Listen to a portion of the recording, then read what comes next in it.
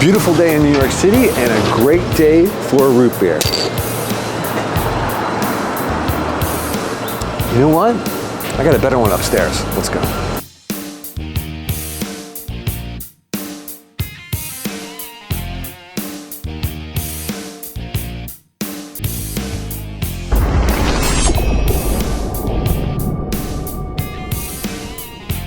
So here's the root beer that I'm talking about. Beautiful. So just one thing to mention, this video is being sponsored from Exclusive Jewelers at 195 Canal Street in New York City.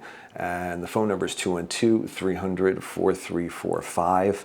And this watch is from there. It's in perfect condition. It is for sale. I'll put the link in the information below in the description so you can contact them if you'd like to buy this watch. But they have an amazing array of watches to choose from. Fantastic, beautiful luxe. A lot of Rolexes, a lot of different types of watches, but it's really worth a trip to stop by there. Really great store. And a little history on this Rolex. 1970 was the first GMT root beer. And it's funny because there was a number of names. Even for a time they called it the Eastwood because Clint Eastwood wore it for I think 3 or 4 years and in a number of films. They had the nipple dial. They of course had the brown dial that was a sunburst. And in 1989, they came out with the GMT Master 2, which was actually the introduction of the hour hand that could be manipulated. So the true GMT that we know today. In 2006, the big thing about this watch was they discontinued it. So we didn't have this watch from 2006.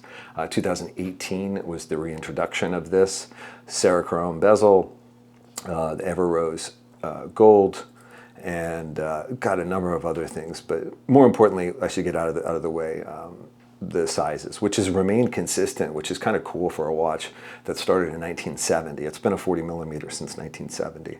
So it's 40 millimeters, 12 millimeters thick, and it's 49 millimeters lug to lug. So really wearable watch, and there's nobody that I don't think couldn't wear this, and especially considering it's a GMT with that extra hand. That's remarkable that it's 12 millimeters. In 1970, the movement was the 1575. In 1989, it went to the 3185, and what we know today from 2018 forward is it's the 3285. The gold has gone through a number of variations also. I mean, we've had all different kinds of things, and now you have Rolex steel, we have Everrose gold, it was yellow gold, and then a rose gold. So it is a different shade of gold now. This shade of gold is much different than it was in the past.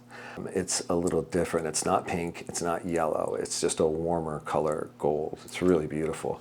Also, the first one was launched with a Jubilee bracelet. This is not available on a Jubilee bracelet. It comes this way on the Oyster. And you know, the big thing is, especially recently, people are really getting back into two-tone watches. And for good reason. It's a beautiful watch. It's outstanding. And everything about this watch is outstanding. And of course, it's a bi-directional bezel. So it's really perfect 60 click, just right on the money, as you'd expect from Rolex. And it's got the black face. So essentially what you're looking at that's root beer here is the Serichrome bezel and the brown daytime part. So black for night, brown for daytime, and that's really the representation of the root beer, of course, along with the gold. And of course, it also has the GMT function, of which is the reason a person would buy this watch. And if you want a true GMT, this is what you'd buy. So a true GMT versus a Traveler being that hour, and it's very clicky, just beautiful, just really, really beautiful movement. Let's see, of course, I think everybody's pretty much aware of this clasp now, but this glide lock is just fantastic, super easy to manipulate and easy when your wrist swells during the day. It's just an overall great watch, and I think it's a lot better than a root beer. There's less calories in this one. More out of your pocket, but less calories than in a root beer. So it's a really beautiful watch, and I just don't think it screams either. It's just kind of elegant, beautiful, but different. To be honest with you, a lot of people really were surprised that Rolex would do this. This is not conservative in any way, shape, or form. I just think it's really cool, and I'm glad that they did this. I love the black face. Let's just get up close. See if I can get this camera too. Yeah, there we go. And also, I mean, just to know, this should go without saying, but the lume plots as well as the hands Everything on here is the ever rose gold. And one thing that's different about this watch than the other GMTs that are Rolexes is that this is the only GMT that does not have a painted GMT hand. This hand on this watch is actually ever rose gold. So all the other GMTs, whether you're looking at Pepsi's, Batman's, they all have the hands that are coated in color. This is not. So it remains the ever rose gold. So it really looks good. So let's take a look at it on wrist.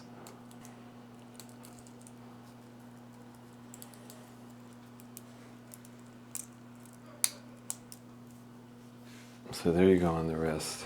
I mean, you can't go wrong with that.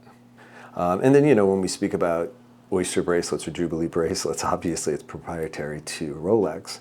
You know, the Jubilee was something that they invented, and the Oyster as well. So we refer to them as Oyster type or a 5-link bracelet for the Jubilee, but this company gets to own those names. So that's the thing about Rolex. First on the scene for a lot of things. And I just think it's a beautiful watch. I don't think you can go wrong with it. We will take a look on the Timegrapher and see how it works out. So here we are on the Timegrapher, and of course you'd expect nothing less from a Rolex, but still remarkable at 0 seconds a day. Of course, way within COSC, and actually double what COSC promises. So it's Rolex after case is +2, -2. So there you go. A fantastic watch with great movement. No watch review would be complete without a Lume Shot. And there you go. That beautiful blue hue. Just fantastic. Just beautiful. Really great, and also lasts a long time. So fantastic Lume, of course. So there you have it.